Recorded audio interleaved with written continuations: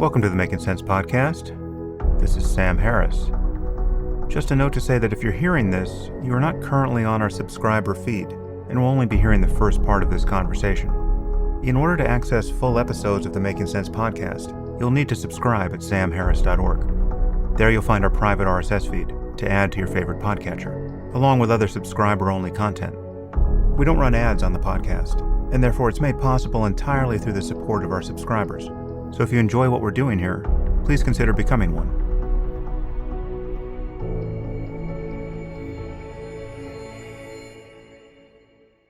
Well, last time around I mentioned that we had added a new category of content to the Waking Up app called Life, where we're going to be covering a wider range of topics, things like decision-making and leadership, wealth, parenting, and really anything else that relates to living a more fulfilling and meaningful life. And here I wanted to preview the new course we just launched with Oliver Burkeman on time management, titled Time Management for Mortals. I really think what Oliver's doing here is fantastic, and people are already loving this course over at Waking Up. So here, if you're a subscriber to Making Sense, you'll get the first 8 lessons presented without break on this episode, and there are more lessons coming over at Waking Up. And now I give you Oliver Burkeman. Enjoy.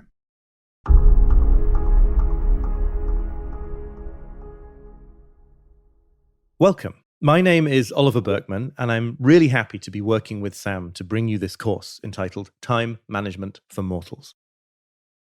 It's something a little different, maybe, in that we won't be focusing here on meditation or even spirituality per se.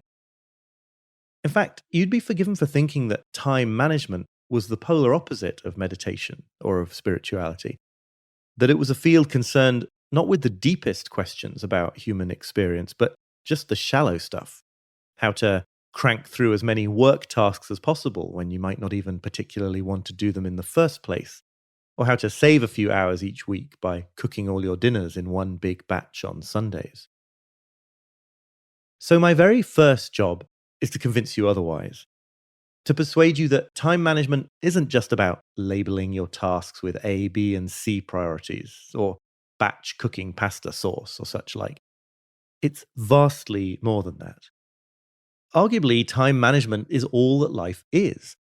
Here we are with this terrifyingly short lifespan of little more than 4,000 weeks on average. And the question of how to use this time wisely and well is the central challenge if we want to live lives of accomplishment and meaning, to connect deeply to the wonder the world has to offer, and to make the most of this utterly unlikely gift of getting some time on the planet as conscious creatures. So the lessons that follow are an attempt to combine certain essential philosophical and spiritual insights about time with a whole lot of concrete, usable, tactical tools for daily living. Because, of course, it's on that daily level of work, family, travel, housework, finances, morning routines, all the rest of it, it's on that level that the rubber meets the road. I trust you'll agree with me that virtually everyone struggles with time in one way or another. The most obvious manifestation of this these days is busyness, the sense of being overwhelmed by more things that you have to do than you actually can do. Distraction is another obvious one, this seemingly paradoxical situation that we don't want to spend our time on the things we want to spend our time on, but would rather focus on something else, anything else, so that we never quite get around to what we claim to care about the most.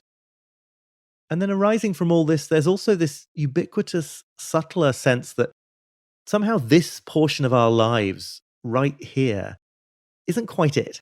That everything we're doing is for the purpose of some future time, or that we're going to get our lives figured out soon, that we'll get on top of things and we'll live as we want to live, but that for now, many of our tasks are just things we have to get through, to get them out of the way, so that real life can begin sometime later.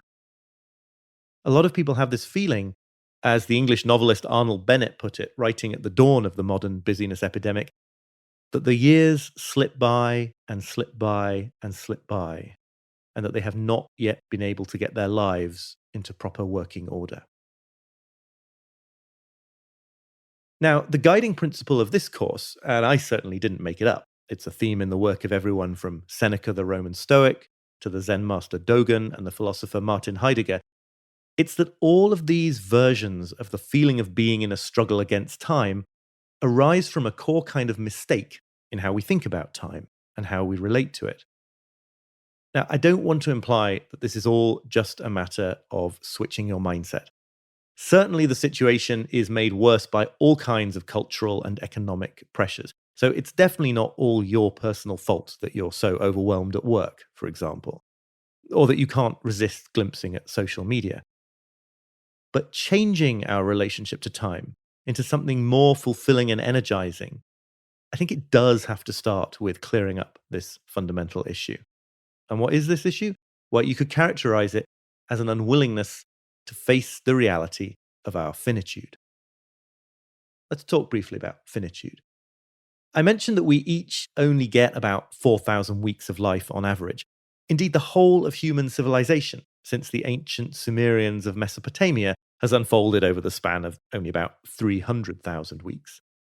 To think of this tiny portion of time, set against the duration of, say, the existence of the Earth itself, on almost any meaningful timescale, as the philosopher Thomas Nagel has written, we will all be dead any minute. And perhaps the key consequence of this finitude is that it makes our choices matter. When it comes to how we use our time, because we don't have an endless amount of it, something is always at stake. Every decision to spend a portion of time on one thing is a decision not to spend it on a million other things instead. And in a world of effectively infinite inputs, limitless emails and articles to read, limitless demands from the boss, limitless ambitions you might have for your career, or people to date, or places to visit, it's inevitable for a finite human that there will always be vastly more to do, and indeed vastly more that's really worth doing than you will ever have time for. And that mismatch between what we can conceive of doing and what we can actually do is really painful. To make things worse, our finitude also means we have very little control over how our brief stretch of time unfolds. So, yes, you have to make choices, and your choices matter, but you can't ever know what the future holds, whether your choices were the right ones or what's coming next down the pike. Instead, in each moment, we're just totally vulnerable to events. Anything could happen at any time, and we can never achieve the authentic sense of security in our travels through time that we crave. Now, all of these are just the indisputable facts about being a finite human. But they're uncomfortable and they're anxiety inducing facts. And so, what we do by default is to pursue strategies of emotional avoidance, to try to find ways not to have to feel that discomfort. For example, we might tell ourselves, maybe subconsciously, that real life is going to begin when we finally graduate college, or when we get married, or when we have kids, or when we retire. And that's so that we don't have to face the anxiety of knowing that, in fact, right now, this is our only shot at life, that we need to do the things we care most about right now. Or if you're a so-called productivity geek, like I certainly was for many years, obsessed with every cool new time management hack, well, on some level, you're probably telling yourself that you're doing all this because you're en route to becoming so efficient, so optimized and self-disciplined that you will eventually be able to make time for everything that matters, that you'll achieve a kind of mastery of your time that means you won't have to face tough choices or risk the emotional vulnerability of never knowing if things are going to work out. As the psychotherapist Bruce Tift puts it, we will do a lot to avoid consciously participating in what it's like to feel claustrophobic, imprisoned, powerless, and constrained by reality. We seek ways of managing time that are not really focused on making the best of our little portion of it, but rather on making ourselves feel as if we don't only have a little portion of it, like actually we are limitless and omnipotent, or at least that we're going to become limitless and omnipotent just as soon as we can find the right time management techniques and the necessary reserves of self-discipline. As we'll see, none of this works because it fails to acknowledge our real situation. And if you've ever suspected that pursuing these sorts of productivity methods is actually making you busier, more scattered, and less fulfilled, I'm going to explain why you're completely right. And so a big part of the purpose of these lessons is just to get you to give up that impossible quest, to put down the heavy burden of attempting to escape your non-negotiable limitations. Or to put it a little differently, it's to point you towards the truth that there will always be too much to do, that none of us will ever enjoy certainty about the future, and that there is no moment of truth coming sometime later when things will finally make sense and real life can begin at last. And that while recognizing this truth does involve a kind of a defeat, it's a liberating and empowering defeat. It's the kind of defeat that leads very quickly to much better things, to ending the struggle with time and to a life of more accomplishment, more success, more time spent on what matters most, and more joy, wonder, and focus. So, let's dive in. As the saying goes, and I think it's a deeper saying than we usually give it credit for, there's no time like the present. To start going deep into this question of how to manage your time as a finite human being, it makes sense to start with a modern problem that has reached epidemic proportions. I'm talking about busyness. Now, busyness isn't our only time problem, and for some people, it isn't really the essence of their struggle with time at all. It's entirely possible to feel that you don't have enough to do, that you're using up your limited time on insufficiently challenging or meaningful tasks. But busyness is a great place to begin this task of undoing the mistake we make in our relationship with time, to start dispelling the illusion that the path to peace of mind and to meaningful productivity lies in somehow mastering or dominating time, when, in fact, the answer is to step more fully and wholeheartedly into our non negotiable human limitations. Because what do we really mean when we complain about feeling busy these days? About the kind of busyness that leaves us feeling out of control or resentful about the demands that the world makes on us, or anxious that we're neglecting the truly meaningful stuff. It isn't just that we've got lots to do. You might be familiar with the Busy Town series of children's picture books by the American illustrator Richard Scarry, which depict a world full of cats, pigs, raccoons, and other animals who all work at different jobs in a thriving small town. They are busy. They have plenty to do, their hours are filled up, but it's very clear that they're happy as well, perhaps because there's just no sense of any lack of fit between the tasks they have to do and the time that they have to do them. This kind of busyness, where you have plenty to do and plenty of time to do it, that can be delightful. Our real problem isn't so much that we're busy as that we're overwhelmed. We have the feeling that there are more things we need to do than we can do in the available time. These are things we might tell ourselves we need to do in order to stay afloat financially, to meet our family obligations, or to realize our potential. Whatever is fueling it in each particular case, there's this fundamental mismatch between the amount of stuff that feels as though it matters, on one hand, and the amount of time and stamina that we have available to address it. In other words, this is a classic case of the human encounter with limitation. For a whole variety of reasons, we've come to feel that we must do more than we can, and we experience psychological pain in confronting that gap. And actually, a huge amount of mainstream productivity and time management advice, I would argue, along with all sorts of other ways that we instinctively try to get a grip on our time, is dedicated really to holding out the promise, to maintaining the promise that there is a way of bridging this gap. That if you could only become efficient enough, optimized and self-disciplined enough, if you could only find exactly the right set of productivity techniques, then you'd fit so much more into your time that this sense of mismatch would evaporate. You'd finally have time for everything that matters. This is a way of thinking about time that we've borrowed essentially from the Industrial Revolution, where it was a pretty good way to squeeze more output from machinery. And we've tended to just assume that it must work as well when it's applied to human fulfillment in the 21st century. Certainly through all my years when I was a hardcore productivity geek, that's the feeling I was chasing. This idea that soon, through becoming more and more efficient and in control, I would reach a place where I was on top of everything, where I could feel like I was doing enough.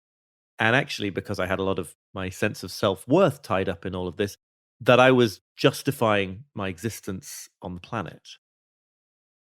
Well, if you've already listened to lesson one in this series, it won't come as a surprise to learn that this approach doesn't work. Efficiency is never going to be what gets you to peace of mind when it comes to time, simply because the supply of incoming things to do, tasks, obligations, goals, ambitions, is functionally speaking infinite. So fitting more of it in isn't going to get you any closer to the end of it. But that's not even the whole story here, because what you find, what I certainly found, is that all else being equal, the pursuit of efficiency as a way to win the struggle with time will actually make you busier than before, more stressed than before, less focused on the things that matter to you the most. Partly this is just a matter of quantity. If you get really efficient at, say, processing your email, the main thing you'll find is that you spend more of your time dealing with a greater volume of email. Because what happens is you reply more swiftly to other people's emails, and then they reply to those replies. And half the time, you probably have to reply to their replies to your replies, and on and on and on. And meanwhile, you'll develop a reputation for being responsive on email. So more people will email you in the first place. It's like the old saying has it, the reward for good time management is more work. Or if you're the person in your office who is far and away the fastest at handling a certain kind of project, well, don't be surprised when you're the one who gets all of those projects dumped on your desk. There's a close parallel here with the idea of induced demand, which refers to the way that, cities add extra lanes to congested freeways in an effort to make the traffic flow more freely.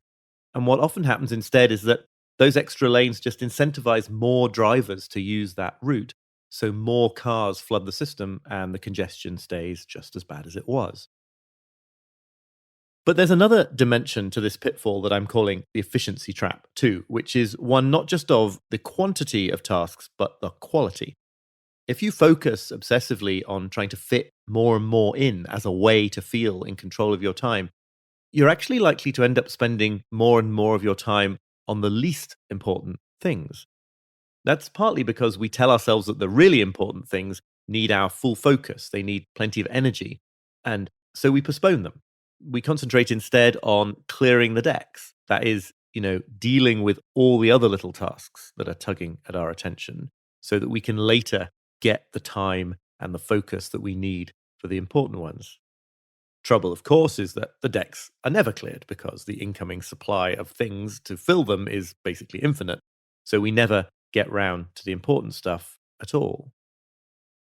Meanwhile, if you're convinced that you're en route to a time when you're going to be able to handle everything, then when any potential new use for your time arises, a new request from a coworker, some new potential business opportunity or social event or something, you're going to be much more likely to accept it unquestioningly and less motivated to ask whether it's truly a worthwhile use of your time. Because, after all, aren't you someone who's on the way to finding a way to get everything done? So, what does it matter to add one more thing to the list?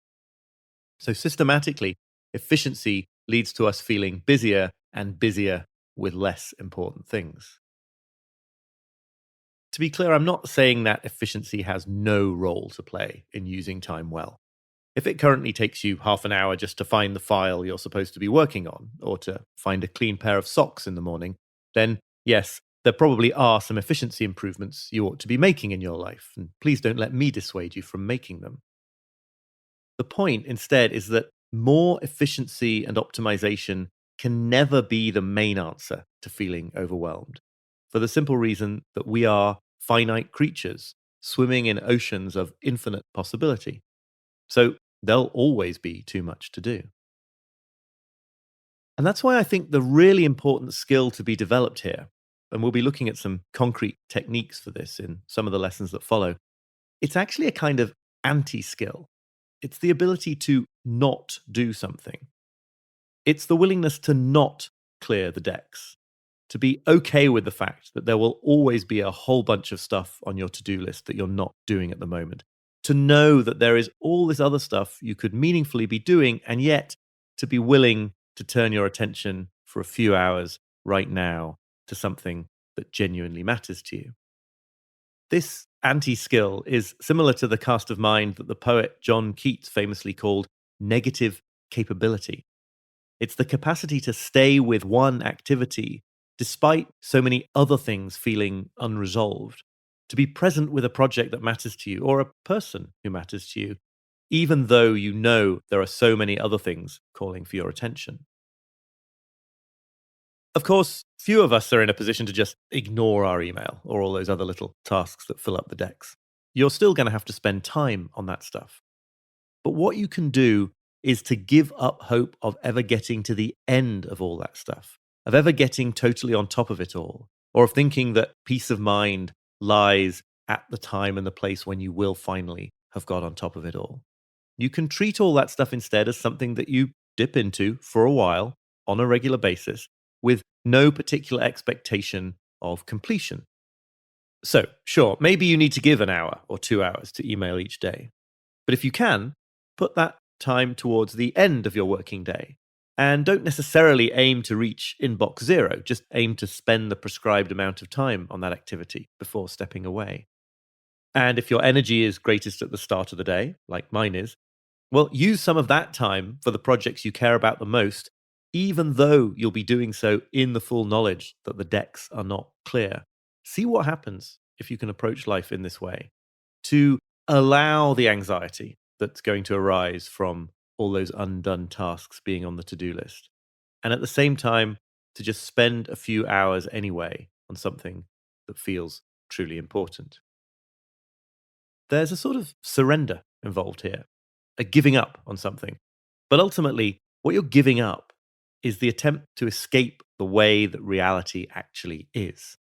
And when you drop down into reality instead, when you truly grasp that there is no chance ever of getting everything done, that's when you can finally get some purchase on reality and get stuck into making the best use of the time that you have.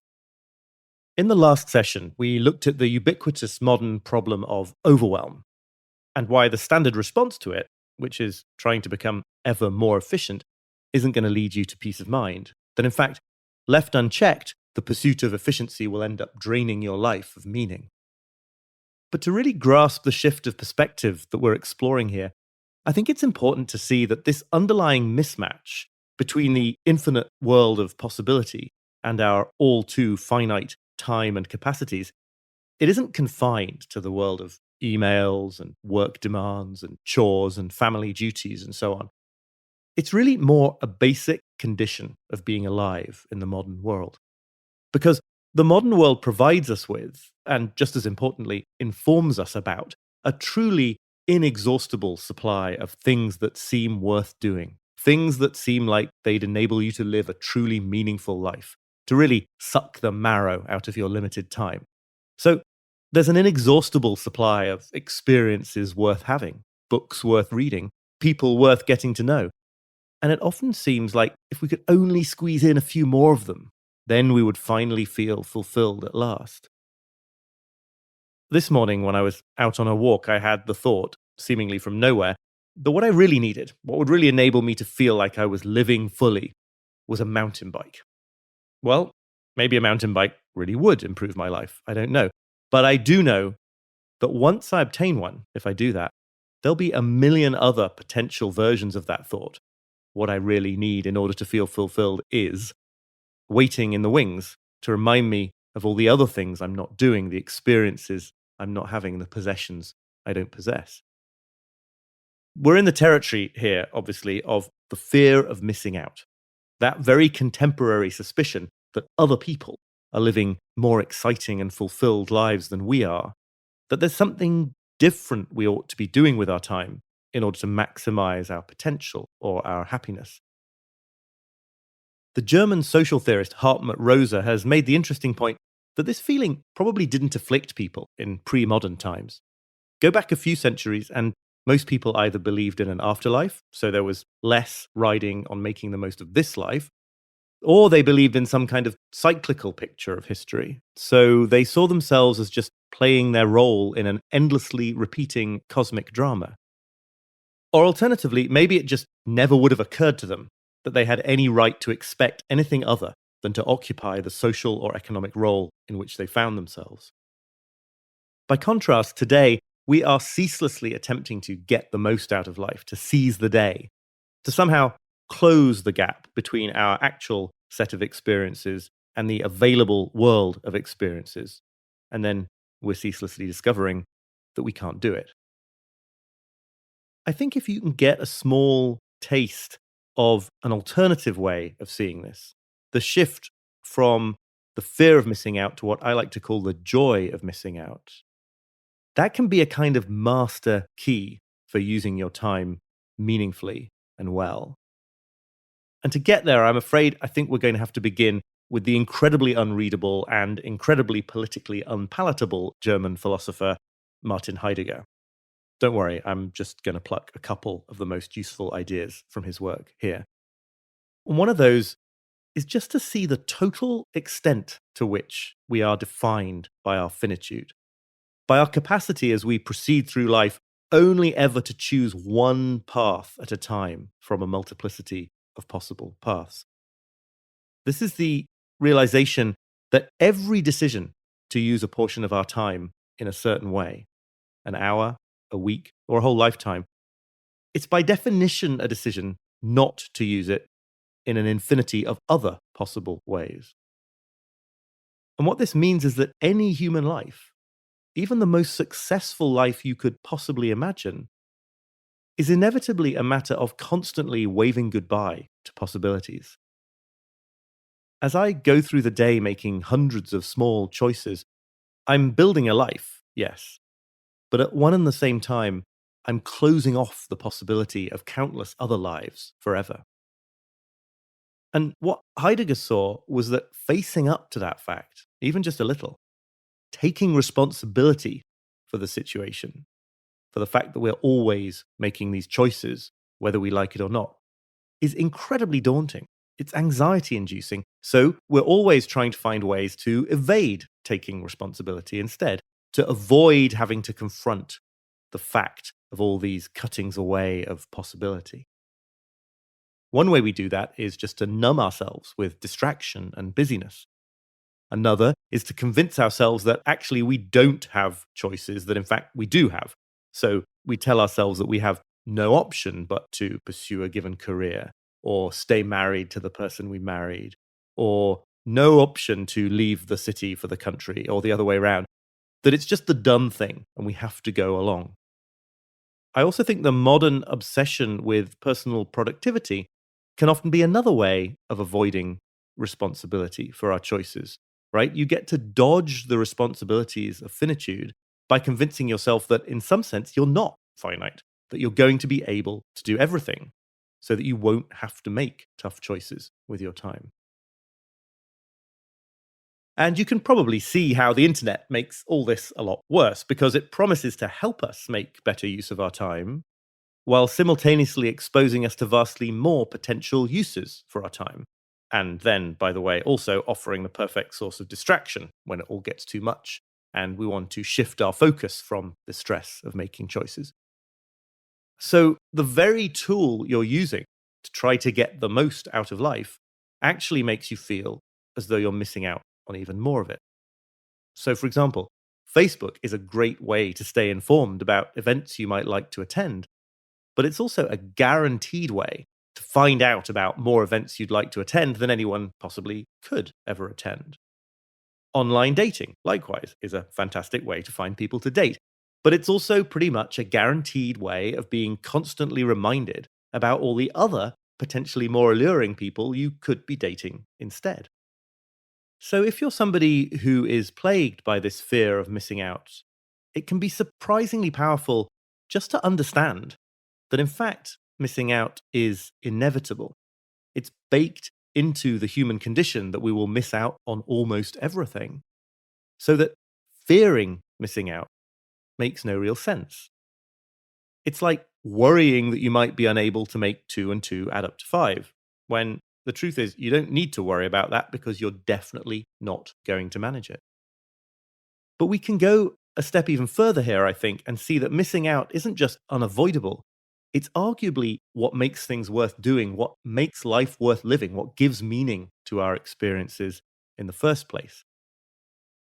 Our finitude, the fact that we have to miss out on so much, is what gives weight to our choices. It's what means that something is at stake in how we choose to live our lives. Think about it.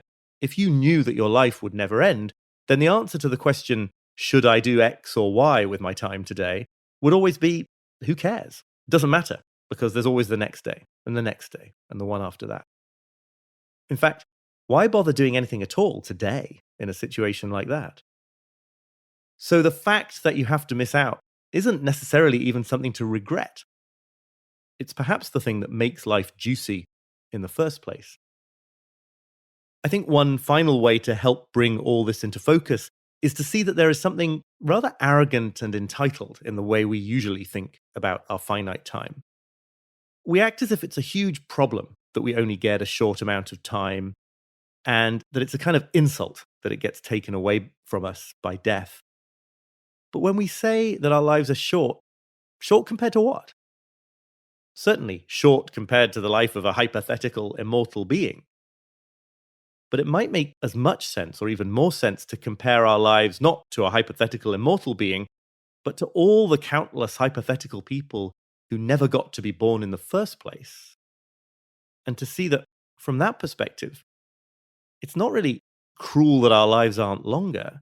Rather, it's a staggering, stupendous bonus that we get any time on the planet as conscious creatures at all. And when you see things in this way, it starts to make more sense to think of all those inexhaustible experiences that the world has to offer, not as existing on some kind of endless to-do list, where if you don't make it through the list, you'll have missed out on life, but more like a different kind of list, a menu, a list of options you get to choose from.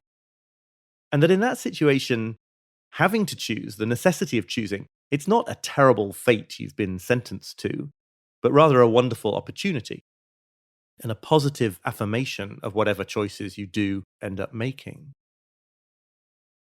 In this state of mind, you can certainly relish the peak experiences of your life more completely than before. But you can also find deep meaning in the other experiences too, in the chores and the duties and the myriad ways we just need to maintain our daily lives. You can embrace the fact that you're foregoing certain pleasures or certain theoretically rewarding experiences, because whatever you've decided to do with your time instead today, to earn money to support your family, to write your novel, to bathe your toddler, to pause on a hiking trail to watch a pale winter sun sink below the horizon at dusk, that's how you've chosen to spend a portion of time that you never had any right to expect. There's one specific skill that has to lie at the heart of any approach to time management that acknowledges the reality of our finitude.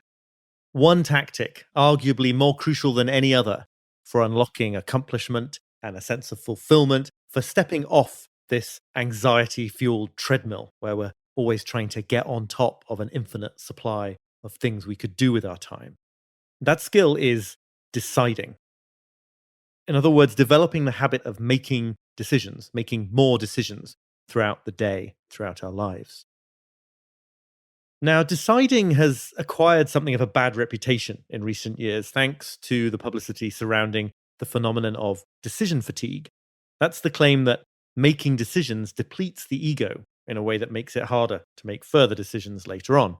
This was supposedly why President Barack Obama wore only grey and blue suits, so that he didn't need to use up his decision-making capacities on such trivial matters and could store it up for the truly consequential decisions that his role required of him. But for now, I just want to encourage you to put this idea of decision fatigue to one side, to suggest that unless you actually are the leader of a major nation or the CEO of a giant corporation or something like that, that it's well worth experimenting with this idea that what you might need in your life isn't to make fewer decisions, but to make more of them. Or maybe I should say more conscious decisions, because one ramification of the view we've been exploring in this series is that, well, there's a sense in which you're making decisions all the time, all through the day, whether you realize it or not. For a finite human being, whenever we spend a portion of time on anything, we are making a decision not to spend it on a million other things. Even more than that, in each of those moments, we're closing off countless whole alternative lives. Every step you take through your life, you're cutting away alternative life paths. That's actually the etymology of the word decide. It means cutting away, slicing off options. It's actually related to words like homicide and suicide. We are all in the position of the narrator of Robert Frost's legendary poem, The Road Not Taken, about choosing between two paths in a wood. Only we can't know which path will be better. We won't even know at the end of the journey if the path we took was the better one. And if we just hang around at the fork in the path instead, unable or unwilling to make a decision, well, that's a decision too. It's a decision to use up part of our finite life doing that, instead of selecting one of the paths. If you've listened to some of the other sessions in this series, it won't surprise you by now that generally, as humans, we really don't like this situation. That we tend to do all we possibly can not to consciously participate in what it feels like to be in this situation of being compelled to choose at every moment of our lives. Why? Well, because we don't want to acknowledge that we're missing out on all those unlived lives. We don't want to have to sacrifice some options for other options. I would love to spend this current season of my life being both a truly engaged parent of a small child and also spend 6 months every year on solitary meditation retreats in exotic locations. But my finitude, my inability to be in two places at once, means that I do just have to choose. And additionally, we don't want to experience the inevitable negative aspects of any path we do choose. You know, the difficulties that come with any relationship, the imperfections that must inevitably afflict any creative project that we bring into the world, and so on. So we hang back from making choices, partly to hang on to perfect fantasies that could only ever be damaged by making a choice and bringing them into reality.